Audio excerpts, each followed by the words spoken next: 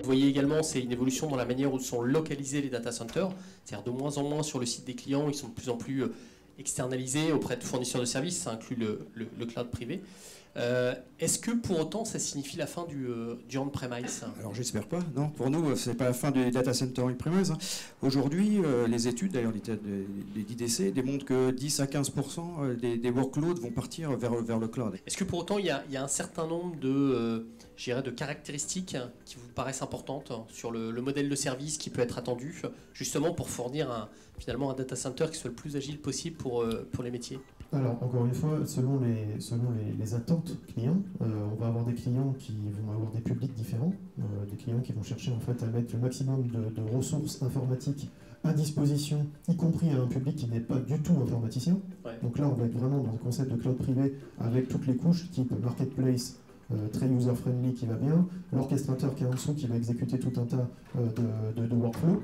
Là, on va être sur le modèle classique, on va dire, de cloud privé. Après, si vous montez sur d'autres types d'infrastructures, on peut se retrouver avec des clients qui cherchent juste en fait, à simplifier la vie de leurs administrateurs au quotidien. Et là, il y a des outils d'automatisation et d'orchestration qui vont répondre parfaitement à ça sans rentrer dans des complexités de marketplace, de gestion de panier, de gestion de facturation, ce genre de choses. C'est encore une fois deux concepts très différents qui s'appuient en partie sur les mêmes outils, mais dont l'objectif n'est pas le même. Alors justement, Sébastien, pour poursuivre dans cette voie, ça nécessite du coup une transformation des data centers. Je crois qu'il y a côté de l'EMC une approche que vous évoquez qui est l'approche maths. Est-ce que tu peux nous en dire quelques mots ce que ça signifie? Alors maths, si vous jouez aux échecs, c'est que la partie est finie et que vous avez gagné ou perdu. Mais dans la terminologie d'LEMC, maths c'est pour Modernize, Automate, Transform. Alors on peut le faire en français, moderniser, automatiser et transformer. Donc dans ces trois étapes qui nous semblent importantes de faire dans le bon ordre, on va effectivement commencer par moderniser l'infrastructure, c'est-à-dire mettre en fonction dans le data center des infrastructures modernes. On reviendra dessus tout à l'heure sur les caractéristiques de l'infrastructure moderne. Cette infrastructure moderne, elle est hautement pilotable, hautement automatisable et hautement gérable par logiciel. Alors il y a un sujet forcément qui est très prégnant, et qui est très très fort et qui va ne faire qu'augmenter actuellement, c'est le sujet de la sécurité. Comment on accompagne également finalement la sécurisation des infrastructures face à des enjeux qui sont de plus en plus importants. Qu'est-ce que ça signifie? Qu'est-ce qu'on peut mettre en place? Alors là encore, il y a deux choses. Il y a sécuriser le data center. Je pense que bon an mal an, nos data centers sont relativement bien sécurisés. Et puis il y a sécuriser une fois de plus le edge.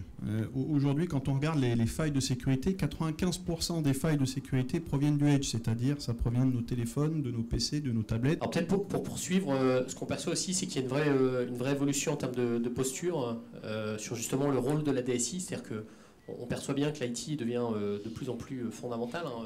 Finalement, quand on parle de transformation numérique, c'est ça, c'est utiliser toutes les technos pour faire évoluer l'entreprise dans sa globalité. Donc ça veut dire aussi une évolution du rôle de la DSI. Peut-être William, pour préciser, comment est-ce que peut se faire cet accompagnement de la DSI pour qu'elle soit de plus en plus orientée service, avec de nouvelles approches, de nouveaux modèles? Alors, pour répondre à cette question, en intro, je peux déjà rebondir en fait sur tout ce qui a été dit. Aujourd'hui, nous, notre retour d'expérience terrain, c'est que proposer ce qu'on a appelé une usine AVM ou proposer ce que nous on appelle dans notre jargon un four AVM, aujourd'hui ça fait plus rêver personne. Voilà, aujourd'hui si moi je me déplace, je vais voir un client et je lui propose, regardez, en un clic vous allez pouvoir déployer une machine Windows ou une machine Linux, il va me regarder, il va dire oui, d'accord, ça faisait rêver il y a 7 ans, plus aujourd'hui. Donc en fait la problématique, et ça colle avec la question, c'est la problématique elle est que les besoins ont changé et que les DSI doivent réagir face à ça. Alors peut-être pour conclure les deux, trois derniers points, en termes d'infrastructure, puis on évoquera aussi le sujet de l'évolution en termes de services. Sébastien, il y a aussi forcément des évolutions sur alors sans rentrer dans le détail de tous les produits, mais des évolutions en termes d'infrastructures qui sont proposées au marché, qui justement accompagnent toutes ces tendances. Est-ce que tu peux nous en dire quelques mots sur ce qui est proposé, les évolutions que tu perçois, les vrais modèles qui Alors change les choses. on va faire court, hein, parce que lâchez pas Sébastien Verger sur la technique, on est là pour la journée. Bien, alors on fait court, avec des mots à la mode. Donc on va faire les mots à la mode et puis et les bénéfices. Donc Régis, déjà tout à l'heure, a évoqué les premiers mots à la mode, hein, converger, hyper converger. Effectivement, là, le bénéfice, c'est accélérer le time to production. Donc c'est bien hériter d'une infrastructure clé en main versus construire par vous-même les infrastructures en achetant et en évaluant les différents composants. Donc le premier des bénéfices des infrastructures convergées ou hyper convergées, c'est le time to production. Peut-être un dernier mot, puis on répondra effectivement, on prendra les deux, trois questions là, qui ont été posées sur l'évolution également côté SCC, pour suivre justement ces innovations technologiques. En tant qu'intégrateur, on se doit être à la pointe de l'innovation. Donc j'ai mis dans mon entité, qui est composée d'une 50aine de personnes, une cellule innovation qui, entre guillemets, va faire le tri avec les nouvelles technologies. On a à peu près par semaine 1 ou 2 fournisseurs qui viennent nous présenter la nouvelle technologie, qui fait tout, etc., qui viennent pitcher, souvent de pays, de développeurs hors d'Europe, etc.